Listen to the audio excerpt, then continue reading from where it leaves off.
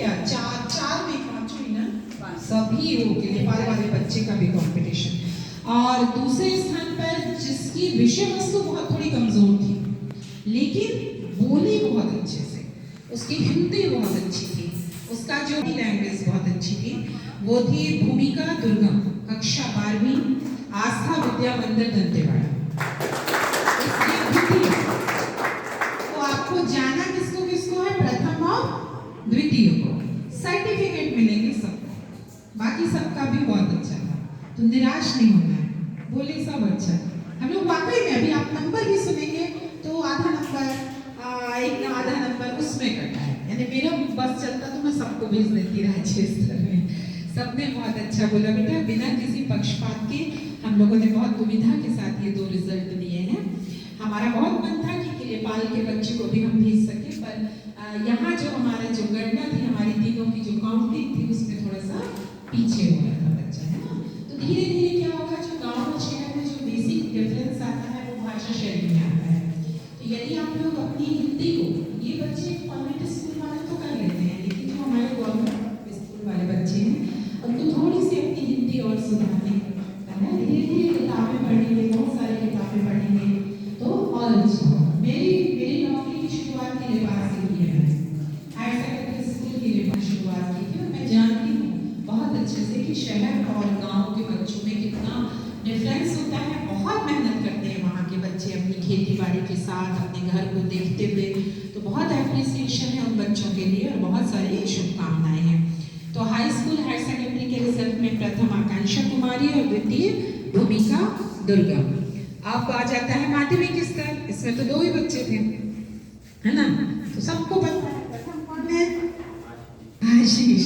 आशीष बघेल प्रथम, है ना, और द्वितीय है हर्ष कुमार सराफ, ठीक। और उसके बाद प्राथमिक में भी पता चल जाएगा प्रथम कौन, भक्ति शर्मा, वो बोली बहुत अच्छा, उसका जो बोलना है, उसकी हिंदी मंच पर उपस्थित आदरणीय मेरे गुरुजनों को बहुत बहुत प्रणाम एवं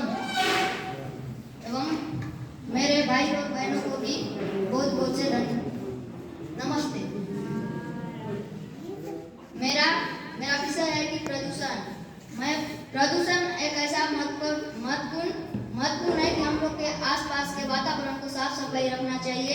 ऐसे तालाबों में गाय और बैलों को नहलाने ले जाते हैं, ऐसे कि गांव में कपड़ों को भी धुलवाने ले जाते हैं, वैसे कि हम भी नहाने जाते हैं, बच्चे लोग भी बहुत लोग मैं भी हूँ ऐसा कि नहाने जाता था।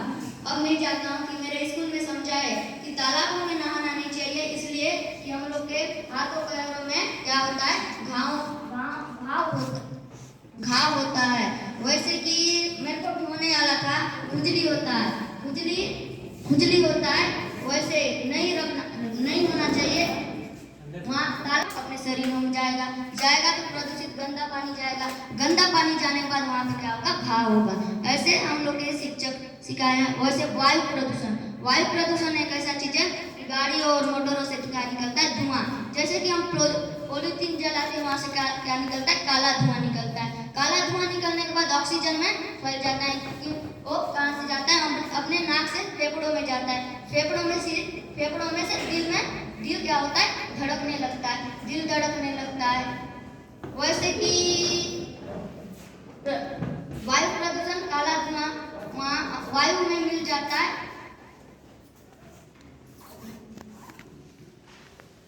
मैं इतना बोलकर मेरा स्थान ग्रहण करना चाहूँगा। छात्र हूँ और मेरे स्कूल का नाम Swami Vivekanand government excellence English medium school CJ Jagdalpur है। आज का मेरा विषय है अनुशासन। अनुशासन हमारी जिंदगी में बहुत आवश्यक है। हम दुनिया में कहीं पे भी चले जाए, जहाँ हमें अनुशासन का बहुत ही ध्यान रखना चाहिए। हमें स्कूल में भी यही सिखाया जाता है कि अनुशासन ही रहिए, फिर भी बहुत लोग अनुशासन में नहीं रहते हैं। उन्हें भी हमें समझाना चाहिए कि अनुशासन में ही रहो। अगर हम अनुशासन में रहेंगे तो हमारी ज़िंदगी बहुत सरल हो जाएगी। हमें स्कूल में भी यही सिखाया जाता है और आज तक भी यह अपना स्कूल हमें अनुशासन रखना चाहिए और अपने स्कूल को पूरा साफ रख के उसके आजू बाजू अच्छे से रहना चाहिए। मैं इतना बोल के अपना स्थान ग्रहण करना चाहूँगा। धन्यवाद। खड़े हो जाएं।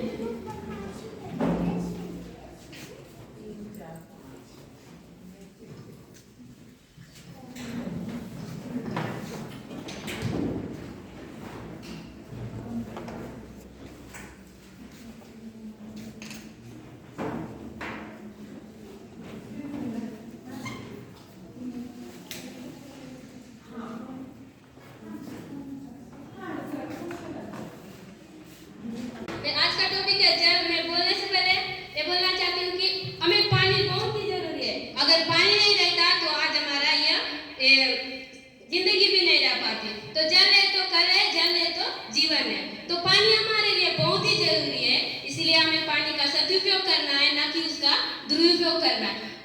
ऐसे होते हैं घरों में, जिनके घरों में आज घर घर में नल लगाया गया है, घर घर में बोर खोदा गया, उस पानी का सदुपयोग ना करके उसका दुरुपयोग करते हैं। जो पानी तो कपड़ा धोते उस पानी को हमें कई गार्डनों में, कई अच्छा जहाँ फूल पेड़ ऐसी चीजों में डाल देना चाहिए। चाहती हूँ तो जैसे कि मुझे गर्व है कि मैं एक स्टूडेंट हूँ, मैं एक छात्रा हूँ और मेरे विषय में शिक्षा के बारे में बताने को आया है। जो मैं अनुभव करती हूँ वही मैं आपके पास बताऊंगी। तो वर्तमान में शिक्षा हमारे लिए बहुत ही ज़्यादा महत्वपूर्ण है, ये आप सभी लोग जानते हैं। यहाँ हम उपस्थित हुए भी हैं तो वो भी शिक्षा के कारण ही आज हम यहाँ तक उपस्थित हो पाए हैं। तो मैं जो मेरे साथ हुआ है उसी के बारे में ही मैं आपको बताऊंगी, और जो मैं देखते आई हूँ अपने आसपास शिक्षा का जो कारण है, महत्व है वही। तो मेरी जो सहपाठी है एक, उसके घर पर ही उसको वो बुक के लिए बोली कि मेरे को बुक्स चाहिए। तो उसके घर वाले सीधा उसको बोल दिए कि तू बुक खरीद के क्या करेगी, आगे जाके तुझे कलेक्टर तो बनना नहीं है, जाके किसी के घर पे चूल्हा ही फूकेगी। तो ऐसा हम क्यों करें? हम अभी पढ़ रहे हैं तो हम खुद अपना कमा कर, अगर हम अच्छा शिक्षित होकर कुछ भी करते हैं, तो आज हमारे जो देश की राष्ट्रपति जी हैं वो भी द्रौपदी मुर्मू जी, वो भी क्या है, एक लड़की हैं, और वो पढ़ लिख कर आज अगर वो राष्ट्रपति बन सकते हैं, तो हम क्यों पढ़ लिख कर एक चूल्हा फूकने वाली बने? हमको भी क्या है, हम भी एक पढ़ लिख कर अच्छा शिक्षित व्यक्ति बनकर हम क्या कर सकते हैं, हम भी एक दिन राष्ट्रपति बन सकते हैं। और उसे वैसे ही बोलकर चिल्लाया गया। तो मैं उनके घर वालों को बोली कि मैं भी स्कूल जाती हूँ, ये भी स्कूल जाती है, आप लोग इस पे ध्यान नहीं देते हो, बोल के इसका नंबर कम आता है। आप लोग घर पे भी अगर थोड़ा सा इसको शिक्षा के बारे में बताते तो जाकर ये अच्छा नंबर लाती, तो आप लोगों को भी अच्छा लगता करके। तो उसके बाद उस जगह पर उपस्थित है, और जितने भी भाई बहन हमारे हैं आसपास जिनको शिक्षा के लिए रोका जाता है, तो शिक्षा के लिए कभी भी बच्चों को रोकना नहीं चाहिए, या ये नहीं बोलना चाहिए उनको देख कर ही कि आप पढ़ नहीं सकते, ऐसा इतना ही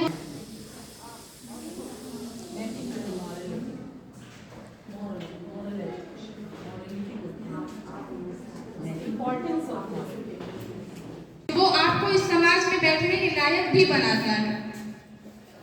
एक संस्कृत का श्लोक है जिसको मैं हिंदी में बताना चाहूंगी। एक बच्चे के सामने एक बार भगवान और एक शिक्षक खड़े हो जाते हैं। फिर वो बच्चा मतलब उसके पास एक चुनौती आती है कि वो पहले गुरु को प्रणाम करे या भगवान को प्रणाम करे। तो वो क्या करता है कि वो पहले गुरु को प्रणाम करता है। अब आप लोग ये सोच रहे होंगे कि अरे एक भगवान और एक शिक्षक यहाँ खड़े हो, भगवान को प्रणाम करना चाहिए क्योंकि एक शिक्षक भी भगवान को पूजता है।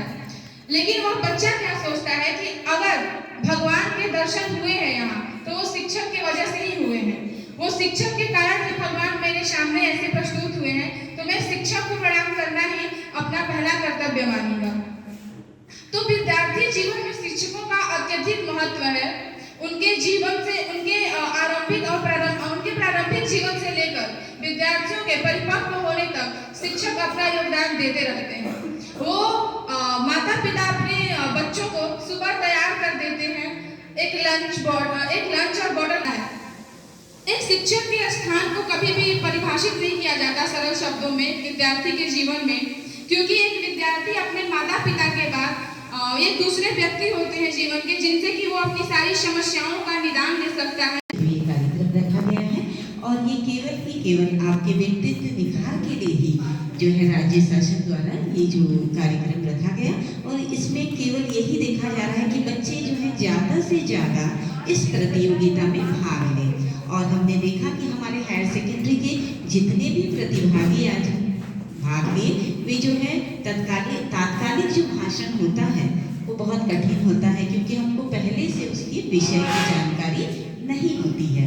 तो बच्चे जो है जितना उनको समझ में आता है और वे जो है कल्पना करते हुए आसपास की चीज़ों को, उस चीज़ का जो है उस टॉपिक का वर्णन करते हैं। तो हमारे आज के जितने भी प्रतिभागी रहे, उन्होंने जो है निश्चित रूप से जो है वो हर चीज़ को देख रहे हैं अपने शाला के अंदर भी और शाला के बाहर भी, और पूरे वातावरण से ये लगता है कि वे जो है सीख रहे हैं। तो पढ़ाई कल्पना किया और जो देखी हुई चीज़ों को ही अच्छे से जो है उन्होंने प्रस्तुति कर दी। तो उससे क्या हुआ, ऐसे हमको लगा कि वो सब तरफ उनका दिमाग कैसा है, वो स्कूल में पढ़ने भी जाते हैं, आसपास आसपास को भी देखने जाते हैं। तो इस तरीके से हमारी शिक्षा होनी चाहिए कि केवल पुस्तकी ज्ञान ना होकर हम अपने आसपास के वातावरण से भी सीखें। कोई कुछ बोल रहा है उसको अच्छे से सुने। तो आशीष की प्रस्तुति और हर्षराज की प्रस्तुति भी अच्छी लगी। और दोनों हमारे छोटे नन्हे मुन्ने जो बालिकाएं हैं, बालिकाएं भी जो बहुत अच्छे से किए, बस हमको थोड़ा सा और तैयारी रखना है। और इस तरह हमारे पूरे बच्चे 6 बच्चे हमारे जो है राज्य में जाएंगे।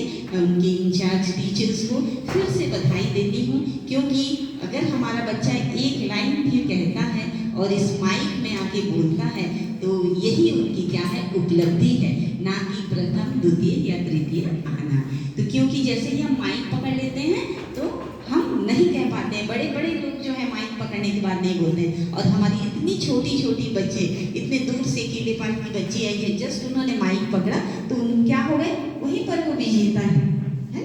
यदि हम किसी को देंगे तो नहीं कर पाएंगे, लेकिन इतने दूर से आके इतने लोगों के सामने प्रस्तुति देना ही उनकी उपलब्धि को दर्शाता है। बस अब थोड़ा सा हमको पॉलिश करना है, थोड़ा सा निखार करना है। हमारे शिक्षकों का ही दायित्व है। और मैं पुनः जो है हमारे शिक्षकों को ही बधाई देती हूँ। उन्हीं के कारण आज हमारे बच्चे इस कार्यक्रम में संभागीय स्तर प्रतियोगिता 2022 पढ़े द्वार 3.0 में आए। तो मैं जो है निवेदन करती हूँ कि big hands to the all the students those who have participated in this programme. Thank you.